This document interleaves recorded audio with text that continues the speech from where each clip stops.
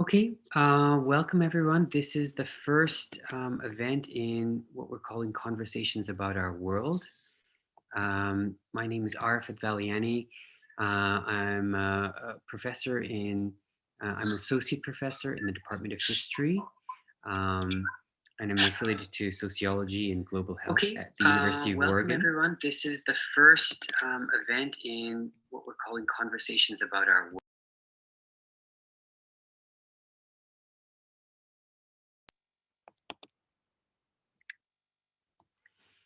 Um, I wanted to welcome everybody on behalf of myself and my co-organizers, who include Sangita Gopal. She's associate professor of cinema studies at the University of Oregon and associate director of the Center for the Study of Women and Society.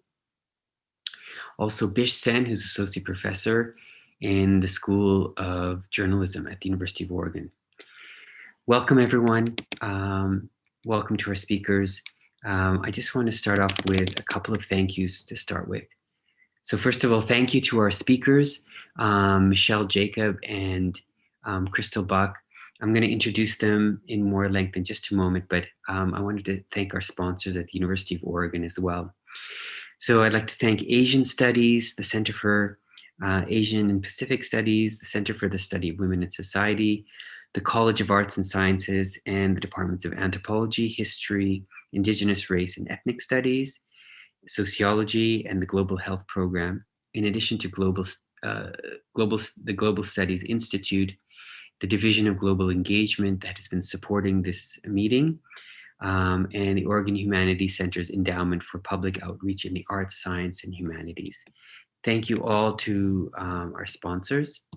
A special thank you as well to the people who have been making this, and there are 3 other talks that are coming up. So if you are watching this, you probably saw the website that has posters for the next 2 talks, which I'll talk about at the end of this event. But there are 3 more, so keep that in mind. But thank you to Kylie Post, Melody Moore, Jacob Box, Morgan Hayward, Ward, Bianye, and Laurie O'Halloran. I'm sorry if I'm forgetting someone else. There's been actually quite a few people involved in putting this together. It's pretty significant to do it in while there's a global pandemic going on, and that we're in the second year of such a pandemic. Sorry to remind everyone. Um, the format of this will be the following. Michelle and Crystal will have a conversation, and we're going to be watching that on the YouTube channel, and then if there's time, you can post questions as comments in the on YouTube. But again, we'll be entertaining questions only if there's time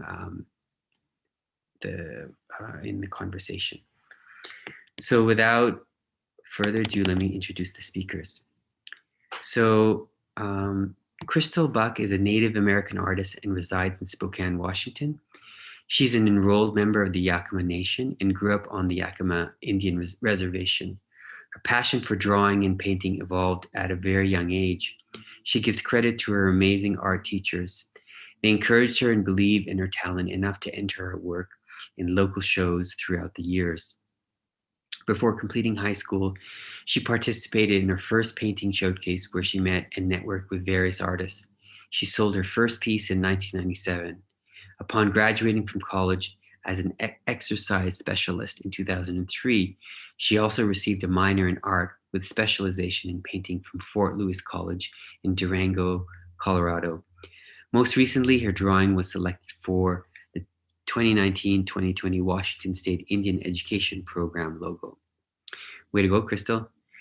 She is mother of 4 beautiful children and loves spending time with her family. And Michelle, who will be her interlocutor, Michelle M. Jacob is an enrolled member of the Yakama Nation and has over 20 years of teaching experience, most currently at the University of Oregon, where she is professor of Indigenous Studies in the Department of Education Studies. and serves as affiliated faculty in the Department of Indigenous, Race, and Ethnic Studies, and affiliated faculty in the Environmental Studies program. Michelle engages in scholarly and activist work that seeks to understand a work toward a holistic sense of health and being within Indigenous communities and among allies who wish to engage decolonization. Michelle's first two books, Yakama Rising, Indigenous Cultural Revitalization, Activism and Healing, and Indian Pilgrims, Indigenous Journeys of Activism and Healing, with Saint Kateri, I'm sorry if I'm pronouncing this incorrectly, Tekakwitha, were published with the University of Arizona Press. Dr. Jacobs' third book on Indian Ground, A Return to Indigenous Knowledge Generating Hope, Leadership, and the title's cut off here. Sorry, Michelle. Anyways, that's her third book. So thank you all for joining in, and I'm going to now mute. And Michelle, Crystal, take it away. Thank you. Thank you so much for that warm welcome and introduction. So we're so delighted to be here and honored to kick off this conversation series that is being hosted by the University of Oregon. I'm so honored that my dear friend and collaborator, Crystal Buck, is here to talk with us. And so Crystal, to start off, behind me is your beautiful artwork. I'll go ahead and share my screen so people can get a better look. And so this is, we're celebrating the launch of our latest collaboration on the book, Fox Doesn't Wear a Watch, Lessons from Mother Nature's Classroom, that was just released and is now available in print and ebook. And there's your beautiful artwork on the cover. And so I'll read a short story from the book. Before I do that, is there anything that you want to share or talk about in terms of your ideas for the cover or just your inspiration for your artwork in general? Oh yeah, thank you guys for this opportunity to see it in such a vibrant way that just pops. But yeah, the inspiration just comes from, you know, being Native American woman growing up on the reservation. It's been awesome. You know, I'm honored to be able to work with Michelle on these books because it's just so close to home. And growing up on the Yakama reservation, you know, just in with the cultural surroundings right there, waking up to Pato every, you know, when you live over there, you see the mountain. I thought that would be a really good central focus because that's kind of where it all happens. You know, our people were gatherers. The calendar or the timeline, the clock there, if you can see Michelle's screen, I was just thinking of things that tell us what's going on, you know, to give us a sense of time, because Fox Doesn't Wear a Watch, you know, that book is all about just being in, you know, just being there and being able to see the seasons and the time changes through you know, the way of life. I like right here, each number is represented by a symbol, something that gives us a sense of the seasons. We have a snowflake, we have a pumpkin, you know, any kind of vegetable could have been in that place. We have huckleberries, but that could be any kind of berries that are, you know, harvesting and being gathered at that time of the year. There's a drum because, you know, drumming is just a big part of our way of life. A wapus right there, number on the fourth one down, that would be number 4 on our clock. Fox's footprints, you know, I thought those were significant for the book, so that's why those mark the main times: 12 o'clock, 3 o'clock, 6 o'clock, 9 o'clock, when in reality there really isn't an o'clock. You know, that's just basically what I was trying to portray there. But yeah, it just hits so close to home. I remember hearing stories when I was growing up, and the way that I read the book, I can read it and just hear how Michelle would read the book. And you know, you just have this way of reading and talking and speaking that it just, I can read it in your voice. And it's just this calming thing. And it just makes me sit there and ponder, you know, different ideas from the stories while I'm just sitting there thinking. So like, oh yeah, if I was right there, I would see this and this, and you know, and that's kind of where it comes from. I'm putting myself in the position of the the storyteller. Yeah. So Yeah, you do such a yeah, thank you beautiful. again. No, thank you. You do such a beautiful job, and your artwork is just so amazing. And it's such an honor for me to work with an artist who's from, you know, my home. You know, we're from the same reservation, and that's our homeland. And it's a place that we treasure, and you know, it's a place that brought us up and has the people that we care so much about, and the culture that has sustained us, and the places that have sustained our people since time immemorial, as our elders say. And so that's just a real honor. I'll go ahead and read just a brief story from Fox Doesn't Wear a Watch. And so this story is called Smart as a Log. We are camping for the first time this summer. I love it. I feel instantly and exponentially better. I knew I needed to go to the mountains. I felt it. The tightness of my shoulders, the mild aching in my head, the tightness in my jaw, all signs telling me I'd been working too hard. I'd been overdoing it. I need to get more in tune with Mother Nature's teachings and pace of life, recalibrate. And so I camp.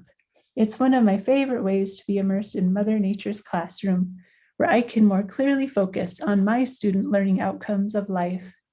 It is here I am learning, slowing down, getting away from a screen, an overflowing email inbox, too many hours on Zoom, paying more attention to Mother Nature than the problems in my life. My problems fade and shrink. What takes their place? The smell of the forest, the clear glacier-fed lake, the muted rainbow colors of river rocks, elegant and fun all at once. The rocks smile up at me from the very bottom of the crystal clear lake. Someone has left freshly cut wood in our campsite, perhaps remnants of a windstorm tidied up, perhaps big rounds meant for adding to a roaring fire, perhaps as a left undone to-do task, firewood not yet chopped into handy pieces. You know the kind, the size of the ones out in front of stores, all wrapped up in saran-wrapped looking bundles. And of course, any fire builder knows some nice dry kindling is needed too. Nope. These big rounds here at our site have not been chopped. They have not been splintered into kindling to start the fire. They stand or lie at attention, waiting to see what is next. And that is just fine. Perfect, actually. They just rest. They're curing without needing to do anything at all. Just cure. They become my cure. Their fragrance is beautiful. They cure themselves. Just await the sun, the wind, the still air, the rain, the hail. How will I cure myself? Oh, I am. I sit beside these resting pieces of tree trunk, these logs. I become one of them. Not really, but I try. They are my teachers. I hope to be as smart as a log. How lucky I am to sit beside these logs today. I'm curing. And so I don't know with my background if you'll be able to see the artwork that Crystal did for this story, but you see the person on the computer zooming, we presume, and the campsite behind them. They're thinking about that, you know, to get outside, take care of themselves, reconnect, remember how to feel good, how to feel rested. And then there's the second picture that goes with this story. So after each story, there are discussion and journaling questions. So I'll just read through these real quick, just so audience members can get a sense of what's in the book. So the first one for this story is, in Smart as a Log, the narrator describes physical signs of overwork. What are your signs of overwork or burnout? How can you engage Mother Nature's classroom to help cure yourself? And then the second one is, in Smart as a Log, the narrator finds a left undone to-do task to be inspiring. What's a current or previous undone to-do task in your life that could be a teaching or blessing to you? And so Crystal and I, we're contemporary Indigenous storytellers, artists, and we're taking the traditions of our people and adapting them and using them today, right? Yeah. And it's fun, and we're carrying on those traditions of reminding us of what's important and how do we want to be in this world. And so, yeah, I don't know if you want to talk about your own creative process.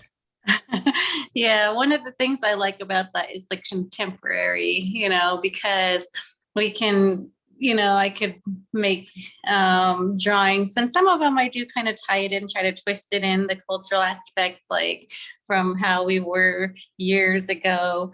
But then again, then there's today. And I know I believe it was the Auntie way too, I did the same thing. But if you notice on the drawing for this story, on the laptop, I put a couple stickers, and I was thinking, in fact, I just got a sticker. We went out to Coeur d'Alene Tribal Wellness, the new Core Center, which is a youth center that they've built, and they hand out stickers, and it shows like a picture of some beadwork or, a feather with a logo or something like that. So on this story, I was thinking, well, what would somebody today have on their laptop, And so I made sure to include a couple stickers, not really trying to tie into specific brands or anything like that, because a lot of times we have things like that. So I want to, make it more fun, realistic. And then I really was able to kind of put myself in, like, this is what I want for the second picture. Something that you can kind of relate to. Chopping wood is just a awesome activity. It's good exercise, but it's also, it gives you that kind of that high, being out in the, smelling the smell of wood.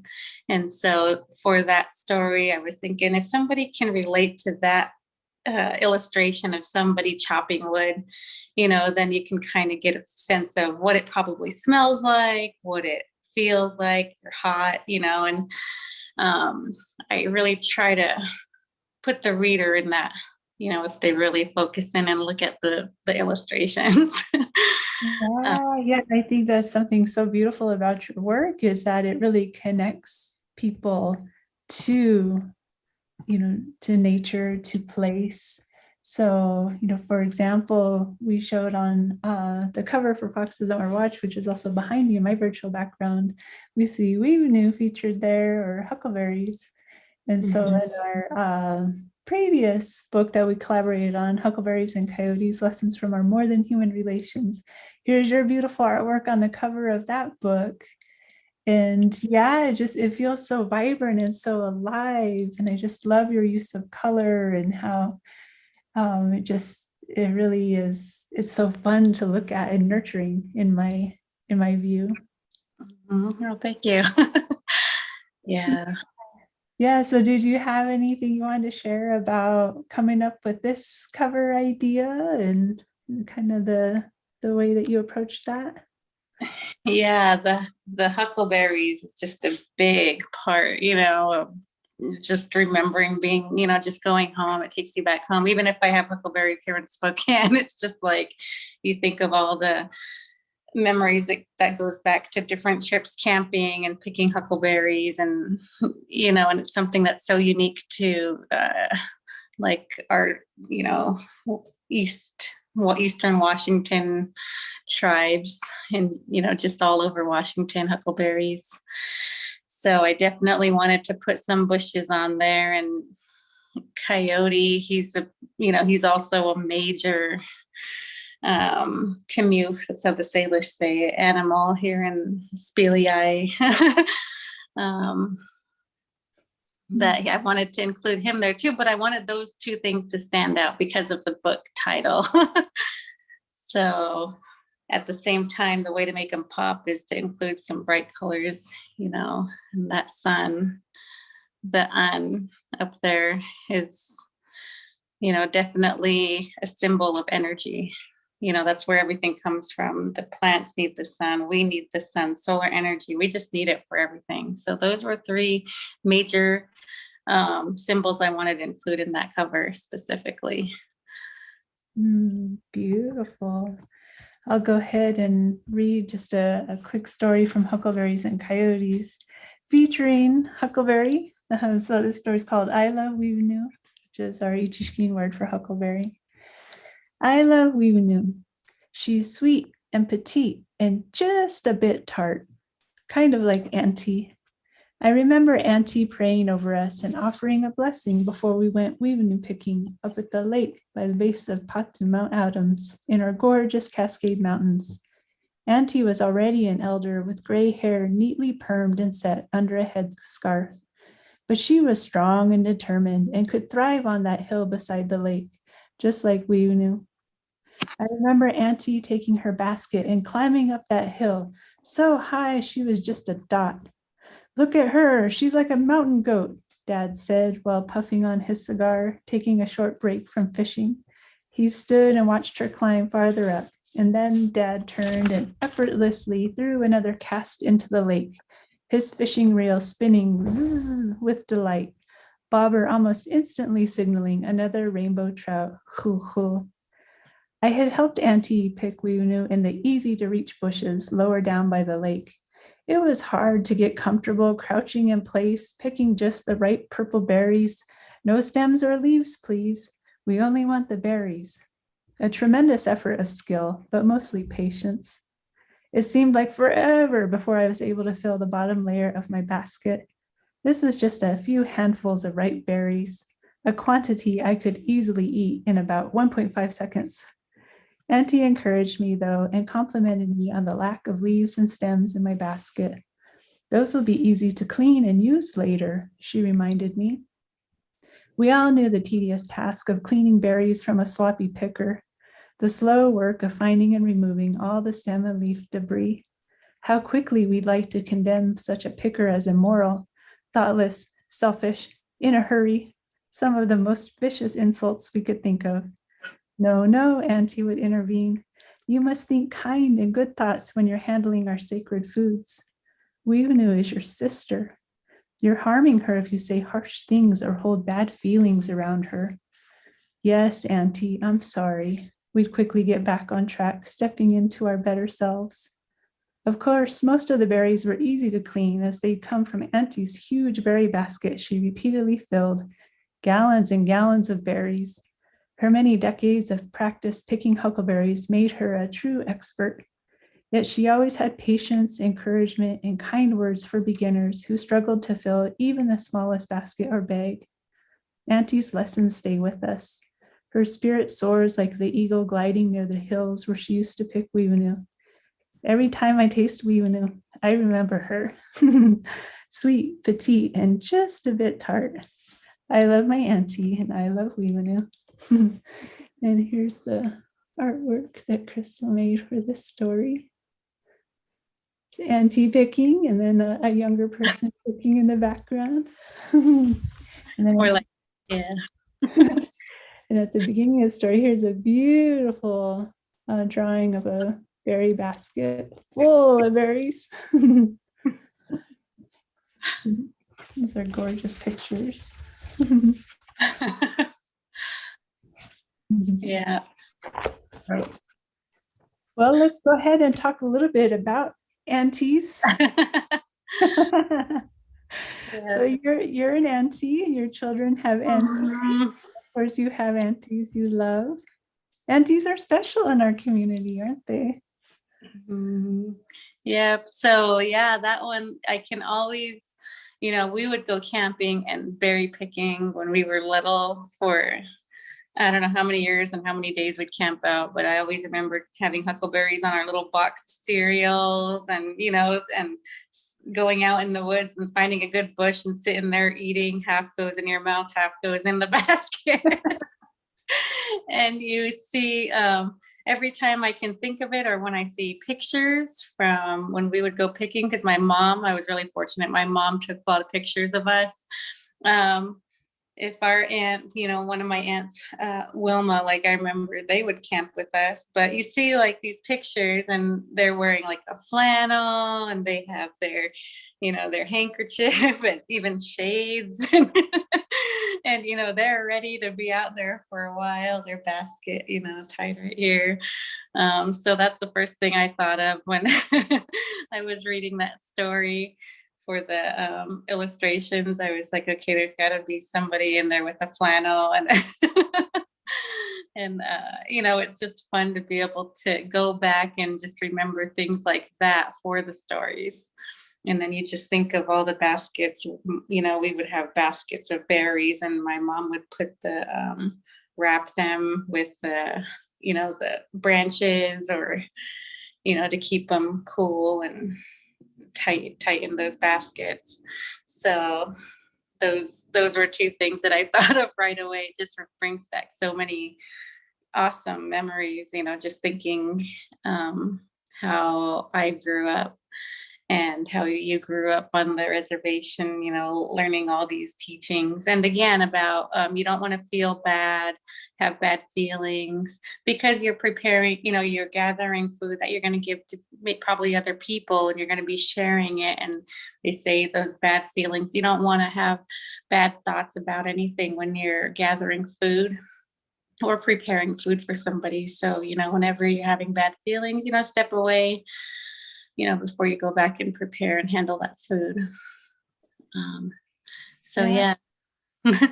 Yeah, and I love what you're sharing. And, just it reminds me of just the beauty and richness and generosity of the teachings in our culture, and how there's so much that we learn, and that our, Indigenous forms of education, they're really beautiful lessons, about, you matter, your feelings matter, how you conduct yourself matters. And of course, our education, traditional education systems are all based on storytelling, close observation, practice, right? Yeah. Yeah. And so it's those are good reminders, I think. Really and so let's go ahead and take a look at your beautiful artwork here. Hopefully you can see that okay. On the cover of our first book, we collaborated on The Anti-Way, story celebrating kindness, creativity. I love this art that you came up with for the cover of this book. It's beautiful. Do you want to talk about the process for coming up for this one? Yeah, that one actually took a while because we had some good conversations, I think, on this one. We added a couple things. The children, they're really important. So I like the idea of, putting kids in there as well. I think I only had one, and then we added another one. They hear and remember songs, because I remember going root digging a long time ago, and my aunt, she's no longer with us. I remember her saying, you got to sing loud so the creator can hear you when you're singing, and things like that. So I thought Aunties, that made me think of Aunties right away. Our aunts were always on us and reminding us what we should be doing and how we're supposed to be doing it. At the same time, they were always all humorous and funny and like make you laugh. So that's what I remember. And I want to be an auntie like my aunties. I want to be the one that they remember having fun, laughing, but at the same time, I teach them things. You want to teach your nieces and nephews and pretty much all your family the things that that'll help them to be a better person when they grow up. So this one, I wanted the kids are, even if they're not looking directly at her on the cover, they're singing along. And I really wanted to portray that. You can see their mouths open because they're imitating, and doing what they see. And that's just a way of life. So that's the way they learn it. They see it happening. You're modeling it for them. You're not just telling them to do it, but they're right there alongside you. Beautiful. Yeah, that's so important in showing people, not just telling, but showing them, what's important and how to be. Yeah. And that picture right there is looks a lot like my sister, and somebody brought that up. I won't say who, but yeah, it was inspired by my sister. But my sister is my auntie to the auntie to my children, and I think she's doing a really good job of, being a leader. And that's a picture I sometimes need a reference so I can kind of be on point with things. And that's where the inspiration came from, because my sister can drum and sing, and my kids look up to her. So that's awesome. All right, well, I'd love to share a story from this book as well. And since this is an academic event, I chose the story Academic Aunties. So I'll go ahead and read that. There's a special group of women who know the secret passages, trapdoors, and quicksand of the ivory tower. These women, sometimes elderly, sometimes young, sometimes in between, are good listeners, good observers. They are masterful at choosing their moments, knowing just when to draw a short dagger from the beaded holster at the back of their belt and thrust it forward to slay a dragon. I've seen it more than once. How can that short little blade do so much for so many? But these women are not looking for a fight. In general, they are happiest to visit quietly with a small group of people. They carry themselves in a way that shows you who they are, proud yet humble, kind, but will hold you to high standards. These women are tough, yet velvety soft. They are academic aunties. Being with them is like attending a calm and rejuvenating tea party.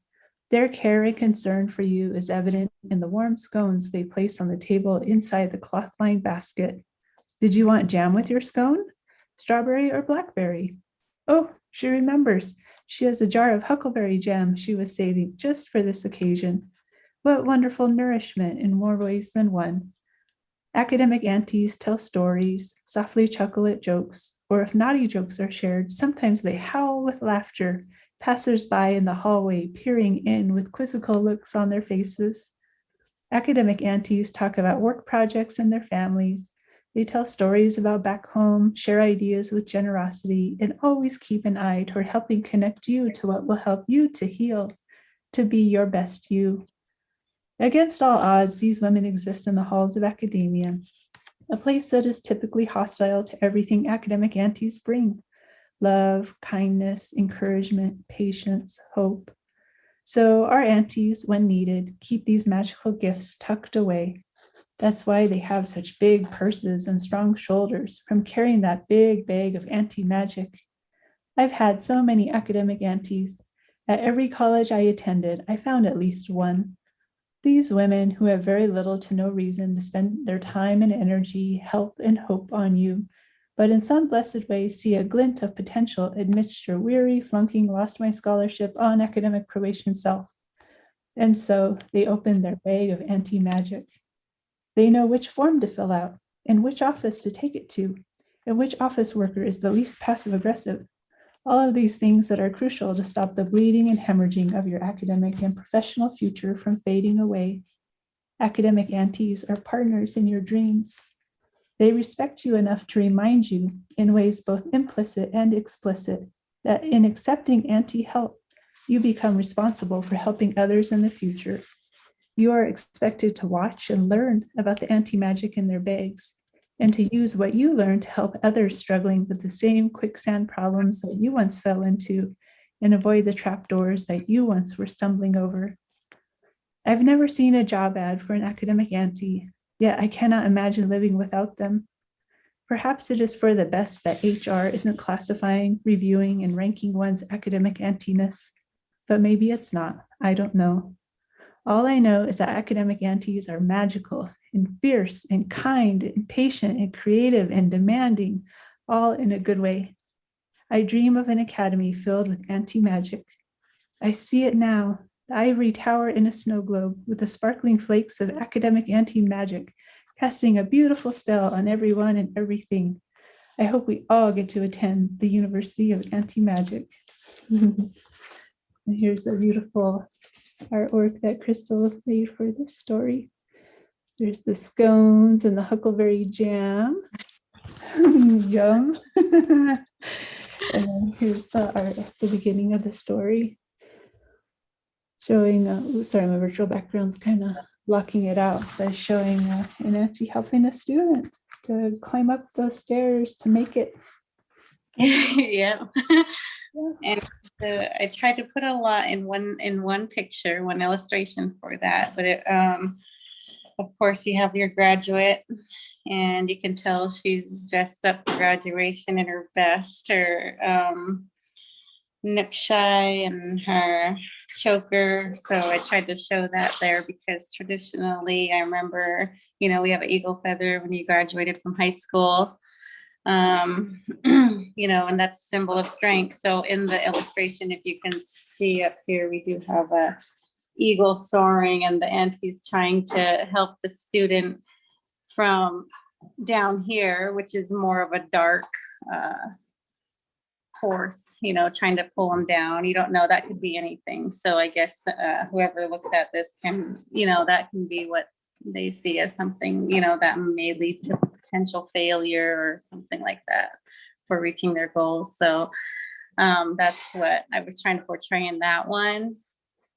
And then the second one was fun, the scones in the cloth lined basket with the huckleberry jam, because I had just gotten a jar of huckleberry jam from my aunt who I've reconnected with here in Spokane.